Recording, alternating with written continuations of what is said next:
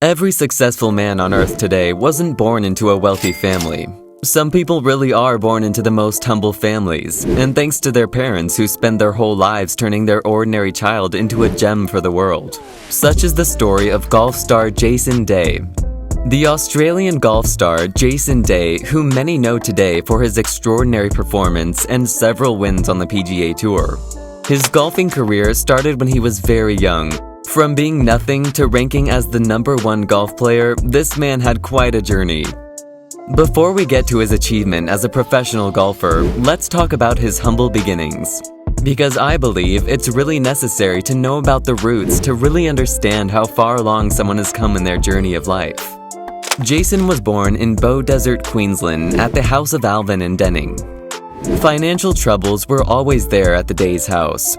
From his mother using scissors to mow the lawn, to his father scraping the filth to find something worthwhile to earn money, you get a clear picture of the situation at his home. Despite being under such a huge crunch, Alvin had a dream to change the course of his son's life. Alvin was disciplinary and throughout gave attention to Jason's activities. Though I don't think he could have ever realized that his job of searching for useful items in the trash would find him his son's destiny. You see, one day when Alvin was doing his usual job, he found clubs in the trash. Instead of selling it, he brought the club home and gave it to his son. The 3-year-old Jason started playing with it. As he grew older, his parents realized that he got acumen for golfing, so his father got him enrolled at a local golf club. According to Jason, his father took him to practice every day. 2 years down, they moved to Rockhampton, so Jason became a full-time member at the local golf course. Now he was 8 years old, and he used to spend a lot of his time on the golf course. For one, he enjoyed playing the sport, but the other and more important reason for him visiting the course again and again was that Jason found salvation in the game. The environment at the house was not so friendly and comfortable, so instead of coming back home after school and staying, he left for the course where he played all day long. Jason himself admitted that he found his peace in golf. The same routine went on for a while. No story is worthwhile without a twist in it, isn't it? For Jason, that twist came when he was 12 years old and Alvin died due to stomach cancer. Now, the disciplinary check was not over his head anymore, so he got himself indulged in illegal activities such as excessive drinking and fighting, only to end up in a juvenile detention center. His mom, getting worried about his future, sent him away. She got him enrolled in a boarding school, but his stubbornness was still there. He was so stubborn that his teachers felt hopeless about any improvements. Swatton, his golf coach, had a lot to say about Jason because he was just so out of control. He didn't perform his drills, was not regular at practices, and basically, Jason had formed an impression that he was a lost cause. No one knows what changed him or made him realize. Maybe it's the way of destiny and he had to become something. So suddenly he realized his acts and changed himself. But whatever changed him was for the good. As Swatton says, he drilled for hours and hours and outworked his every mate at school. That was a turning point in Jason's life. All the wrong impressions about Jason's character and abilities as a golfer started to fade away with time. Seeing his determination and passion for the game, Swatton believed that this man will do big things. Swatton was so sure that he even told Denning about her son's ability and told her that Jason should directly start from the big leagues. So, considering his ambition and skills, Jason debuted on a second-tier nationwide tour and made the record for the youngest golfer ever to win the tournament. He was just 19 years old by then, and after winning the game, his confidence was over the moon. At a conference, he bolstered that he is there to beat Woods and become the #1 golfer in the world. Throughout his journey, Swatton was along with him, bucking him up, guiding him, and most of all mentoring Jason. One thing I've realized through all of this is get yourself a great mentor and you will already be halfway through the success in your life. That's how important of a role a mentor can play in your life.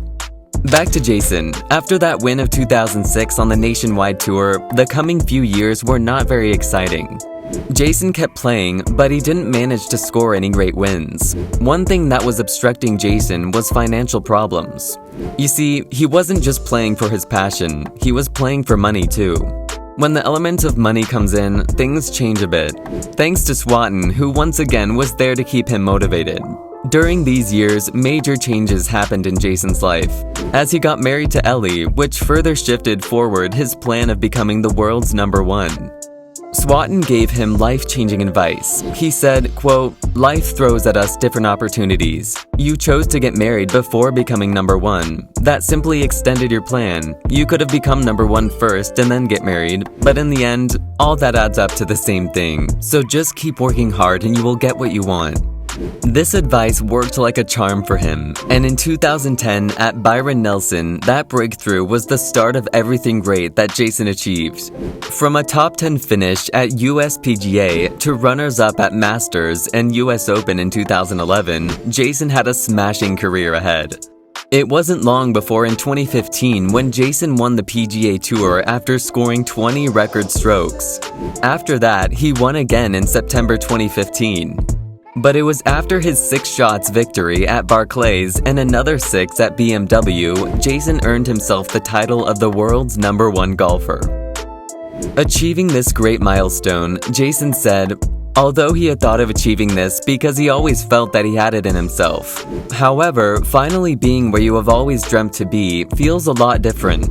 Jason also said that he got 5 years late in achieving his dream, but let's be honest, achieving the goal of becoming the best on the planet is good enough to forget how late you got the title.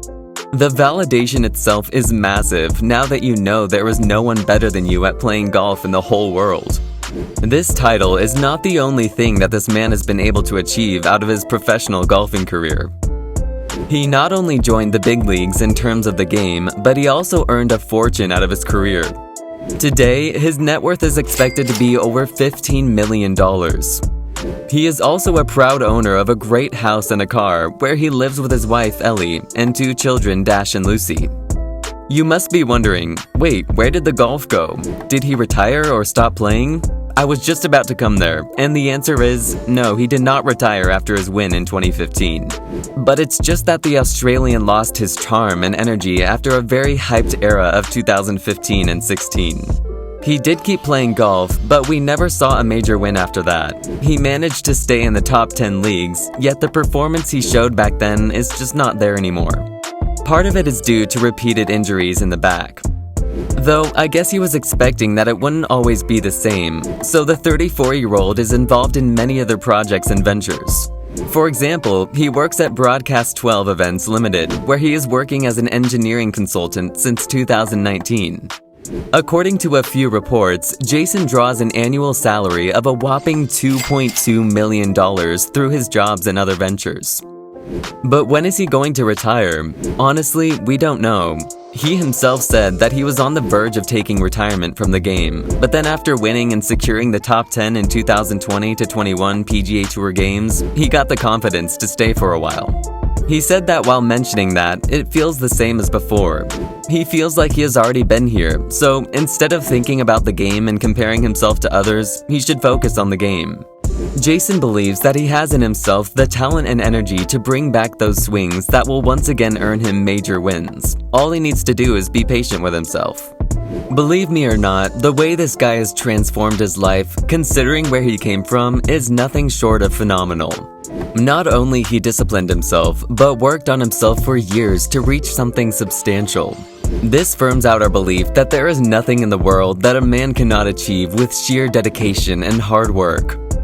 And on that note, I'll end this video here. I hope you guys liked it, and if you did, please give it a thumbs up.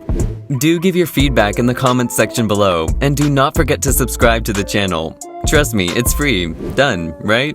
Thank you guys so much for watching, and I'll see you in the next one.